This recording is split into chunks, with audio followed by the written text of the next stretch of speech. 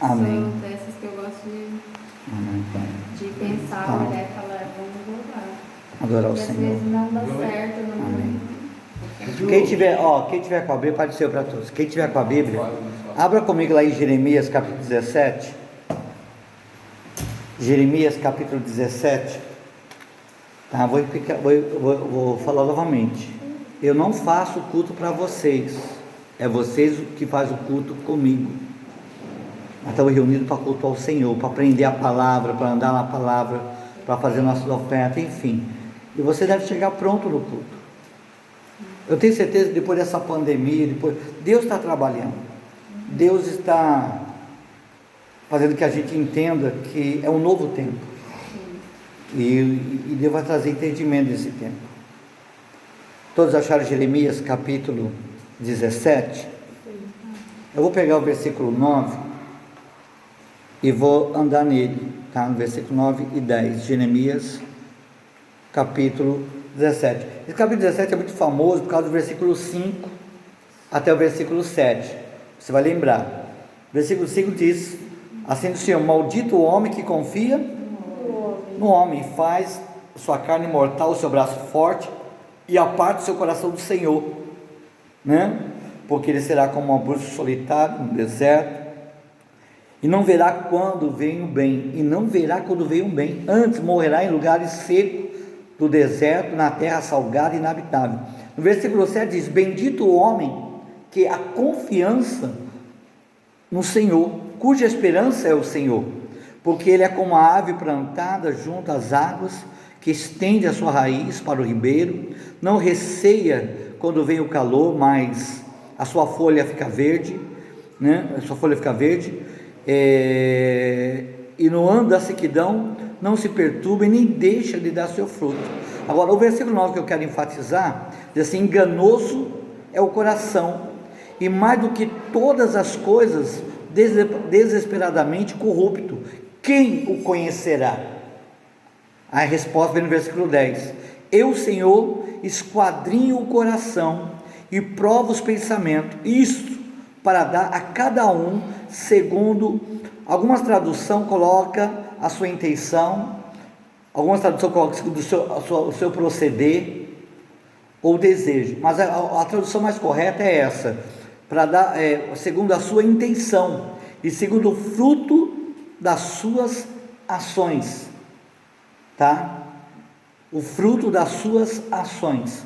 Então entenda, ele está dizendo aqui que quando ele começa dentro do homem, não confiar no homem, não confiar na sua própria força, na sua capacidade, mas quando chega no versículo 9, e é isso que eu quero ministrar nessa noite: enganoso é o coração do homem, do ser humano.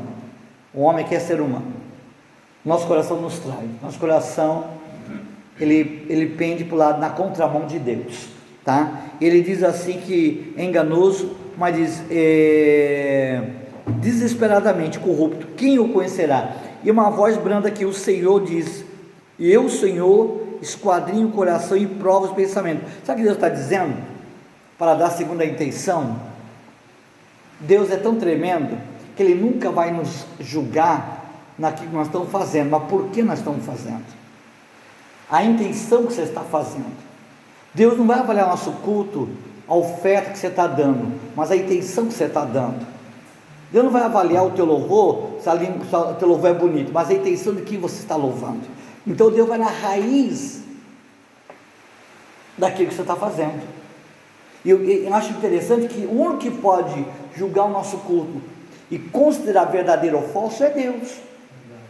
Tem gente que pode chegar a olhar você e dizer: nossa, que tremendo, mas Deus sabe o verdadeiro, porque Ele diz que Ele conhece o coração. Fala que o homem vê a aparência, está lá em Jeremias 16, quando Samuel foi à casa de Jessé para ungir um rei, tá? Saiu o primeiro, ele já olhou e disse: é esse, certamente estou diante do ungido. E Deus fala no ouvido dele, o Espírito Santo diz: ô Jeremias, ô Samuel, não atenta para a aparência nem para a formosura, porque o homem vê a aparência, a formosura, a estatura, mas Deus vê o coração. E quando ele fala que vê o coração, ele está dizendo a intenção. E eu tenho uma frase que eu uso quando eu vou falar para alguém fazer alguma coisa, eu digo: convence a Deus. Se Deus se der convencido no que você está fazendo, fechou, você está em paz, tá? Porque Deus conhece a tua intenção. Se você está dando por interesse, por amor, por negociata, se você está no culto por estar, você está aqui realmente dizendo assim, eu conheço eu aqui, então nós podemos até ficar em paz, porque às vezes, muitas vezes, nós somos julgados pelos homens, por aquilo que nós fazemos, mas Deus não julga a gente por aquilo que nós fazemos, mas por que nós estamos fazendo. Até no nosso Código Penal, existem critérios para isso, tá? Existe o crime doloso, culposo, né? Aquele que é sem intenção, aquele que com intenção, já viu isso? O doloso e o culposo, tá? O culposo é aquele que fez sem intenção, é o tal do chá, foi sem querer querendo, né? E o doloso não, aquele que fez premeditadamente, com maldade, com índole de perversidade. Ele não fez, ele fez porque ele quis fazer, e tem aquela pessoa que não queria fazer e fez. É assim que Deus julga a gente, melhor do que o homem, tá? Melhor que o homem, e Deus sabe disso, por isso que Ele vai dar segundo o fruto das nossas ações. Então pensa comigo um pouquinho, eu estava meditando nisso, e às vezes você vê pessoas fazendo coisas, e na tua avaliação, como de Samuel, você diz, não, certamente Deus está recebendo, Deus está, você pode estar enganado. E você vê pessoas que aos olhos humanos parece que, como Eli olhou para Ana, tirou para embriagada, ela estava lá orando, chorando, gemendo, fazendo suas orações, e Eli de longe numa cadeira olhando, ela orava, movia os lábios, mas não saía palavra nenhuma, e na sua interpretação parecia que ela estava embriagada, e a Bíblia diz que ele tomou ela por embriagada, a sua avaliação, achou que ela estava embriagada, ao ponto de quando ela ia saindo, ele corrigiu ela, diz, até quando? Não vai apartar o vinho, nem a bebida? Ela diz, não tira a tua filha. Então veja, que as pessoas podem te interpretar mal, mas Deus nunca vai nos interpretar mal. Ele sabe exatamente qual é a intenção de tudo que fazemos, de tudo que falamos, de todas as nossas atitudes. Ele sabe. E se Ele sabe, você pode usar isso, esse entendimento, esse conhecimento a teu favor. Quando Deus pega, lá em Ezequiel 37, pega o profeta e leva a passear no vale de ossos secos, tá? E depois de ver que os ossos estavam sequíssimos, ele faz uma pergunta, poderá acaso viver esses ossos? E o profeta responde, tu o sabes. Olha só que tremenda, essa resposta é uma profundidade tremenda. Tu sabe, está dizendo, tá? Tu tem toda a ciência na tua mão, nada oculto que não seja revelado, não há limite para o Senhor, tá? A Bíblia diz que tudo é possível ao que crê, mas quando ele fala, tu sabes, ele está pegando a sua limitação e apresentando para Deus, dizendo, eu não sei de nada. Mas ele não está desaforando a Deus, ele não está desprezando a Deus, ele não está desqualificando, ou não está tendo fé, deixando de crer, não, ele está falando uma prova tremenda, dizendo, tu sabes, ele está dizendo, em outras palavras, que Deus tem conhecimento de tudo. É a mesma palavra, se você observar dentro do texto, de João capítulo 21, quando Jesus faz um interrogatório com Pedro, e diz, Pedro, tu me amas? Pedro tinha negado Jesus quantas vezes? Quantas vezes? 3 vezes. Você acha uma coincidência, algo sem propósito? Quando ele chega para Pedro e diz, Pedro, tu me amas? E Pedro diz, tu sabes que eu te amo. Vou te perguntar mais uma vez, Pedro, tu me amas? E novamente Pedro, com tristeza, diz, Senhor, tu sabes que eu te amo. Aí ele pergunta pela 3ª vez, e Pedro começa a chorar e diz, Senhor, tu que conhece todas as coisas, tá? Tu que conhece todas as coisas, tu sabes que eu te amo. Você entendeu a resposta?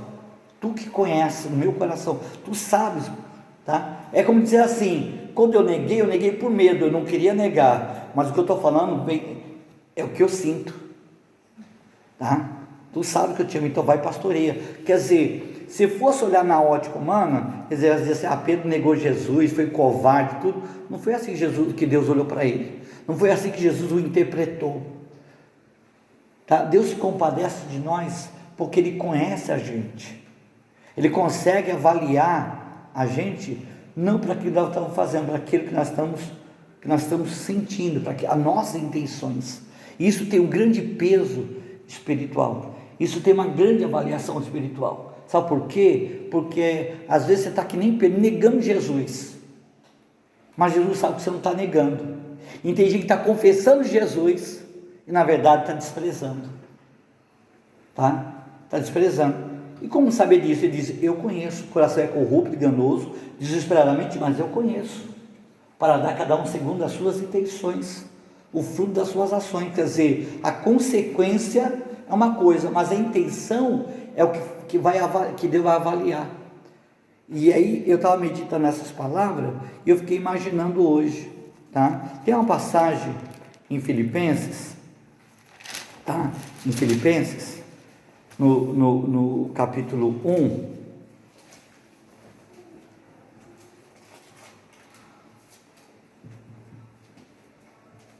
no versículo 14 diz: e a maioria dos irmãos, estimulados no Senhor por minhas algemas, ousam falar com mais desassombro a palavra de Deus. Alguns efetivamente proclamam Cristo por inveja e porfia, outros, porém, o fazem de boa vontade, esses por amor, sabendo que estou incumbido da defesa do Evangelho. Aqueles, contudo, pregam Cristo por discórdia, insinceramente, julgando suscitar tribulações em minha algema. Você viu que ele começa a separar intenções aqui? Uns por inveja, outros por porfia, mas alguns fazem por amor, outros fazem com o propósito de provocar, tá? Ele está tendo uma revelação do Espírito aqui. É o mesmo Paulo que, quando em Atos 16 estava andando pela cidade evangelizando, uma moça saiu ao encontro dele, gritando: esses homens são homens de Deus e anunciam o caminho da salvação, por vários dias. E ele olha para trás, depois de estar indignado, e repreende o espírito que está nela, expulsa o espírito de adivinhação nela. O que eu quero dizer para vocês? O Espírito Santo, ele conhece, ele sabe quem é quem está no culto, ele sabe quem é, ele avalia o culto. Aqui você vê Paulo, quer ver Pedro? Você vê Atos capítulo 5, você pega Atos capítulo 5, você vai ver o mesmo Espírito agindo agora em outro homem, que é Pedro. Está Ananias e Safira. Ananias chegou lá, tinha feito um voto a Deus, havia uma palavra empenhada, ministrada, como muitas vezes há, e alguns crentes se propõem a andar e obedecer, e Ananias propôs pegar, vender um bem e entregar como propósito aquela palavra, aquele voto que ele fez. E quando ele vendeu o bem e foi entregar o valor, só que ele foi com engano, ele foi com má intenção. Ele chegou lá, entregou o valor, e Pedro lhe faz uma pergunta em Atos 5, diz: Ananias, foi por esse preço mesmo que você vendeu o terreno? Sabe que ele responde? Foi, é isso mesmo, esse valor. Aí Pedro responde, tá? Por que deixou Satanás encher o teu coração? Não para pôr à prova o Espírito de Deus. Já que você entrou em comum acordo na tua casa com a tua mulher, para pôr à prova o Espírito Santo, tá aí 2 homens vão te levar. E a Bíblia diz que ele morreu, foi sentenciado ali. Depois de do tempo, vem Ananias, a mulher dele, chega depois, não sabendo que a Safira, vem a Safira, mal sabendo que Ananias já tinha morrido. Chega e diz, e Pedro faz a mesma pergunta: foi por esse preço mesmo que, entendeu? Ananias vendeu o terreno? Ela diz: foi. Já que você entrou em comum acordo com teu esposo, quer dizer, é uma coisa premeditada, tramada e maligna.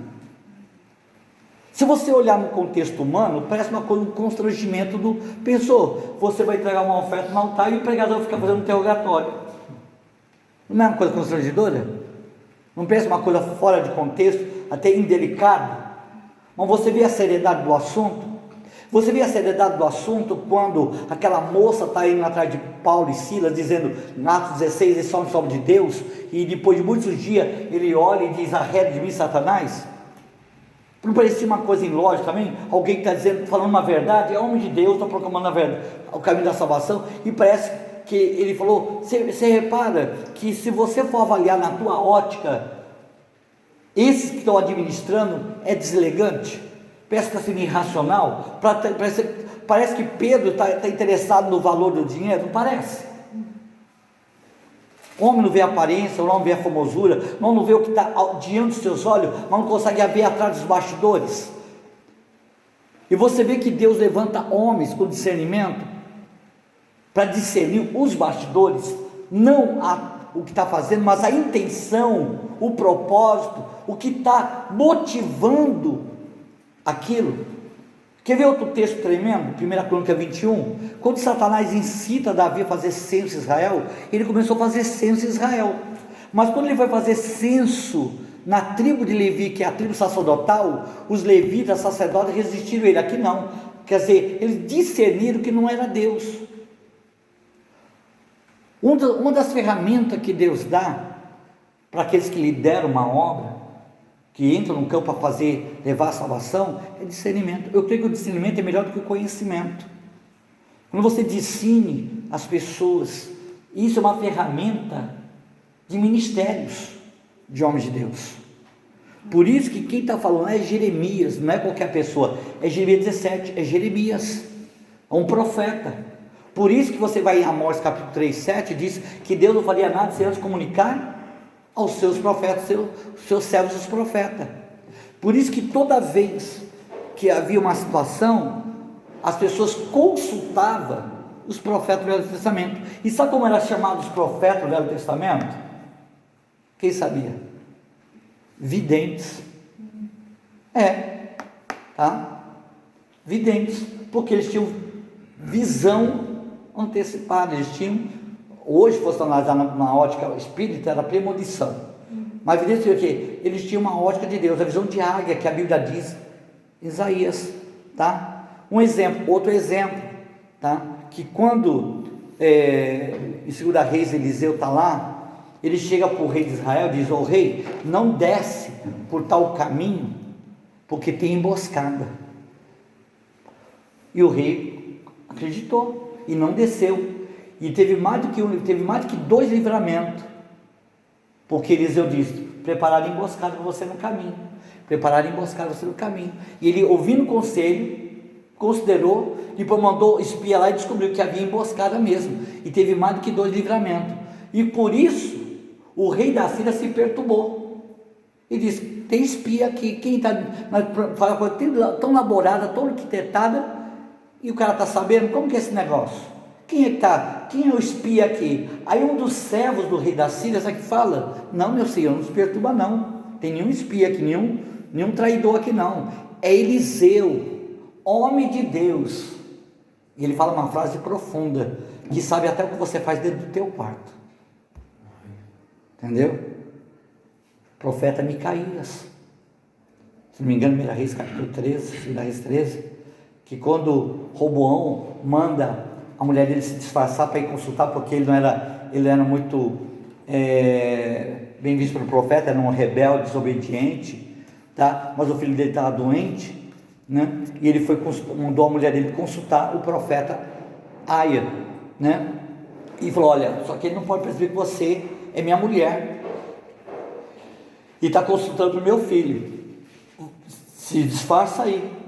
Ela se disfarçou, se produziu, mas quando ela ia chegando na casa do profeta Aia, a Bíblia faz questão de dizer que ele já era idoso e cego. Quando ela ia chegando, Deus já tinha falado com ele: ó, está vindo a mulher de Roboão. Quando ela está vindo toda disfarçada para consultar sobre o menino, quando ela chegar, você vai dar duas novas nela, vai falar assim, assim, assim. Quando ele ouve os passos dela chegando lá fora, ele grita: entra, mulher de Roboão. Pensou a surpresa dela? Ele era cego, né? E ele era cego. O que eu quero dizer com vocês, tá? Quando Deus manda a gente crer nos profetas, porque é os únicos que podem nos levar para um caminho que não temos a capacidade de discernir. É o único que pode nos livrar de investidas malignas, como no dia de Paulo e Silas, que quer se infiltrar, entendeu? Porque não conseguimos perceber a infiltração. É o zoom que pode nos livrar de ciladas preparadas, emboscada, que o diabo preparou, que você não tem nem noção. E nós vivemos um tempo que hoje ter um profeta como amigo, ouvir o profeta, vai fazer toda a diferença. Toda a diferença. É o que está escrito na Crônica 20:20. Querendo os seus profetas e prosperareis. Tá? Por quê? Porque você não conhece nada. Você tem que dizer, tu sabes. Eu não sei, Senhor. Tá? Uma pergunta que eu fiz um tempo atrás. Você vai fazer algo, você tem 100% de garantia? Nunca ninguém tem 100% de garantia. Ninguém casa para um dia divorciar. Para divorciar. Quantos, eu estava comentando com a Cristina esse dia, quantos investiram? Tem uma reportagem que o cara pegou 200 mil e investiu o capital dele todinho no comércio. Na semana que ele ia inaugurar, o que aconteceu? A pandemia. Não pôde abrir. Pensou se ele tem um profeta e diz assim, não abre que vai ter problema? Não gasta teu dinheiro, não? Guarda teu dinheirinho aí, segura aí. Teve uma vez, e quando alguns viram esse vídeo, que depende daquele tempo, quando tinha uma igreja lá em Suzano, e nós íamos entregar um imóvel, e Deus me incomodou, e o pessoal estava na sede, lá na Vila Verde, eles iam voltar para Suzano, porque iam assistir o culto, falou, quando você chegar lá em Suzano, não importa a hora que você chegue, vão chegar, me faz um favor, não é um pedido, é uma ordem de autoridade, chega lá, tira tudo da igreja, não importa a hora que vocês vão chegar, não pergunte por quê, simplesmente tire tudo que está dentro da igreja. O culto acabou, mais 10 horas, vai chegar em Suzano quase meia-noite, chegaram cansados, eles cogitaram até não fazer, porque eles estavam cansados, mas de repente, eles lembraram de uma palavra que poucos se lembram, que está lá em 1 Samuel 15:23, melhor obedecer do que sacrificar.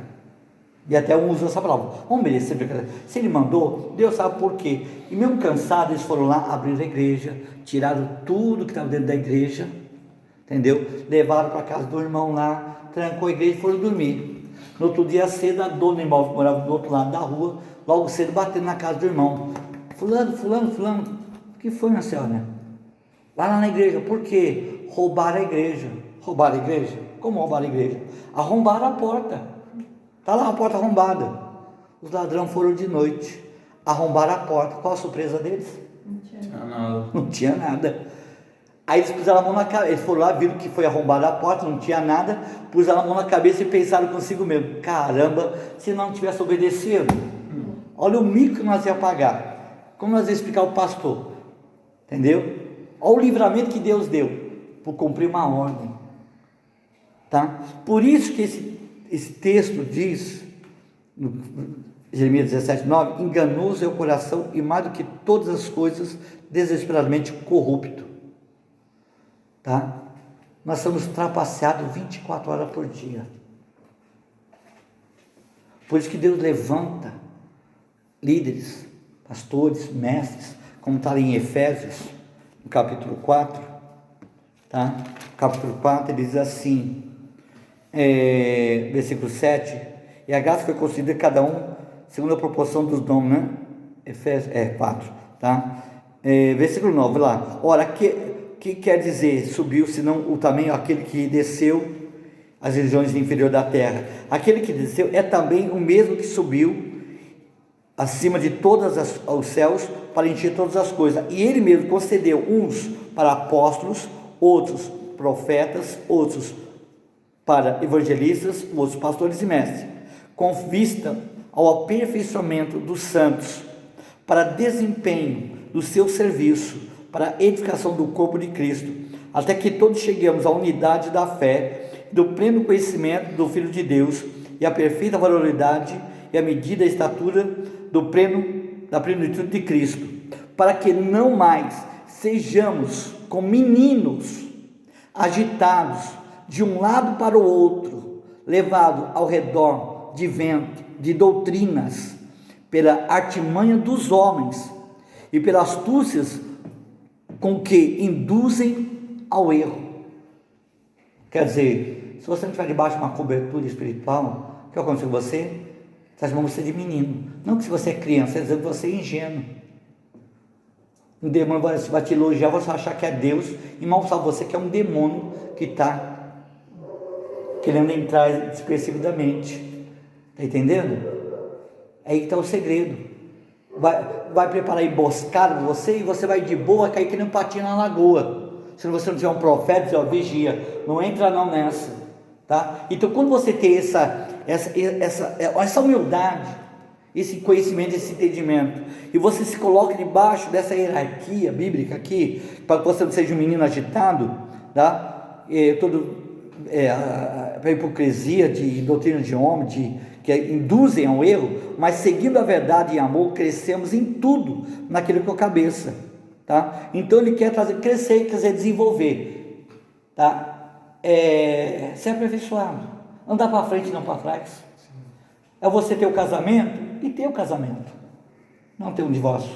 Você não ser tomado por preso, por, sei lá, o diabo entrar, se intrometer, destruir. É o ministério do cão: matar, roubar, destruir, tá? E quando em Efésios capítulo 6, 10, ele fala, no versículo 10 aqui: por quanto mais, sede fortalecido no seu e na força do seu poder, revestido de toda a armadura, para poder ficar firmes contra as ciladas do diabo. Hoje nós estamos vivendo uma época, um momento decisivo, de vida e morte. Hoje não corremos risco de sofrer um prejuizinho, um daninho bobo. Hoje corremos de perder vida, perder o comércio. Hoje nós vemos um momento que as nossas decisões têm que ser muito coerentes, muito conscientes. Não podemos dar tiro no escuro, não podemos aventurar a nossa vida, tá? Em todo sentido, em todos os aspectos, tá? E quando Deus fala em Jeremias que Ele vai dar segundo o fruto das suas ações, suas intenções, deixa eu colocar um ponto aqui para vocês entenderem a caminhada com Deus, tá? Salmo 101 diz: quando for ter porta dentro da minha casa, tereis coração sincero. Ananias e Safira. Quando a mulher dizendo esses homens, tudo que aconteceu, o alvo do diabo sempre foi esse. O alvo do diabo, entendeu? É desmantelar a igreja, colocar em descrédito o altar, as coisas de Deus. Desde o Éden, Deus mandando fazer, ele vai tudo que ele mandar você não fazer, o diabo vai dizer que você deve fazer, tá? Sempre ele vai ser a contramão da palavra, dos conselhos. Eu estou conselhando vocês aqui, não te admire, o diabo vai fazer de tudo para você seguir outro conselho, menos o meu, tá? O mesmo espírito que usou Eliseu para dizer a um rei de Israel: não desce por tal lugar porque tem emboscada, é o mesmo espírito que usou outro profeta, Micaías, para dizer a outro rei de Israel, que foi Acabe, dizendo: não sobe porque tem cilada de morte, você vai morrer. Ele levou um tapa na boca. Enquanto o primeiro rei que ouve a palavra de Eliseu o considera e o respeita e tem livramento, o outro, porque ouviu uma palavra contrária de outros profetas de Baal, dizendo: não pode subir que Deus é contigo, você vai ter vitória. E o profeta do Senhor diz: não sobe não, porque eu vi você morto. Sabe? O que disse para ele com um alerta que ele podia morrer, ele levou um tapa na boca e foi preso. Está em 2 Crônica, capítulo 18, você pode verificar. E os que elogiam, pode subir, que podem ir para a guerra, que Deus é contigo, levaram eles à morte. Isso se chama apostasia. Nos últimos tempos, apostatando da fé, tá? Hoje nós vivemos um momento que o diabo, ele vai fazer de tudo para ele poder exercer o seu ministério, matar, roubar, destruir. Ele tem que tirar você dos 3 princípios, tá? Primeiro, Deus manda a gente ir e pregar o evangelho, não é isso? Marcos 16:15. Essa ordem é para todos os ministros. Deus não mandou vir aqui na casa de vocês e pregar minha religião, minha denominação. Não, ele mandou pregar o evangelho. Eu tenho que sentar aqui e pregar a palavra. Paulo disse: pregue a palavra, pregue o evangelho, quem crê será. Então, primeira coisa que manda você, o que? É na palavra. Tudo que eu falar aqui e eu tiver respaldado na palavra, mostrando na palavra, levando você a andar na palavra, abraça, porque aí está a tua salvação, aí está o livramento. Primeira coisa que ele manda você crer na palavra. Quem crê em mim, como diz a Escritura. Segunda coisa, ele manda você crer nos profetas. Profeta no grego significa enviados. Profeta no grego significa enviados. Por isso que Romanos capítulo 10, 9 diz, né? Como crerão se não há quem pregue? E como pregarão se não forem enviados? São pessoas que Deus viu. Por que ele fala enviados? Profeta, querendo enviar. Sabe o que? Você não escolhe. Você não escolhe. É Deus que levanta alguém para falar. No momento que você passa a escolher quem você ouvir, não foi Deus que enviou. Passou a ver esse cardápio. Por quê? Acontece o mesmo erro quando Eliseu vai ter com o rei de Israel. Deus enviou ele. Olha, vai lá e avisa o rei. Certo? Vai lá e avisa o rei. E o enviado não precisa ser convidado. O enviado não precisa ser pago. Ele não vai por causa do dinheiro que vai pôr na conta. Não, ele vai porque ele mandou. É o que Deus falou para Jeremias. Aonde eu mandar você ir, tu irá. O que mandar falar. Enviado significa alguém que está debaixo do comando de Deus. Não debaixo de uma escolha do homem. Não debaixo de um patrocínio do homem. Ele não vai pelo dinheiro, ele não vai pela fama, não vai por causa do lugar bonito, do lugar chique. Ele vai porque Deus mandou. Então enviado tem um critério. É a mesma coisa em Jeremias capítulo 23, 16. Aí desses profetas que vai onde eu não mandei ir, e falou que eu não mandei falar, e fruta a minha palavra, e prega a sua palavra. Então a palavra enviado tem muito sentido. Profeta, lá no grego, em 2 Crônica 20, ele está dizendo, você tem que receber aquele que Deus envia. Não é aquele que vai falar o que você quer ouvir, é aquele que Deus manda falar. E nem sempre quando Deus envia alguém, por isso que ele chorou sobre Jerusalém, diz, Jerusalém, Jerusalém, que mata os meus profetas, e apedreja aqueles que vos enviam, os meus mensageiros. Por quê? Porque quando nós escolhemos, nós temos critérios. É o que aconteceu em 2 Crônicas, capítulo 18, quando Micaías levou a boca. Por quê? Chama Micaías. Sabe o que responderam? A Micaías nunca falou que é bom meu respeito. E quando for ter com Micaías, estou te chamando para você ir lá trazer uma palavra, confirmar se o rei deve ir ou não. Seja a tua palavra como uma deles. Sabe o que ele respondeu? Assim como vive o Senhor meu Deus, aquele que ele mandar falar, eu vou falar. Sabe qual a diferença de alguém que anda na unção e outro que anda na emoção? Os que andam na emoção, ele vai pela glamour, pela aparência, pela multidão, pelo dinheiro, pelo status, tudo. Um dia alguém me perguntou, eu tive 2 convites, há muitos anos atrás, eu tive 2 convites, para pregar numa rádio famosa, aqui em São Paulo, que era até de um deputado, e no mesmo dia eu fui convidado para fazer uma campanha, um culto na favela, uma comunidade. Quem me acompanhava no dia, não lembro quem foi, né, quando eu recebi os 2 convites no mesmo dia, falou assim, com certeza você vai para a rádio, né, pastor? Poxa, uma rádio, evangelho de um deputado, horário bom, né? Eu respondi assim, nem para a rádio, nem para a comunidade, aonde Deus me mandar. De repente Deus falou, não quero nem você aqui, nem aqui, eu quero que você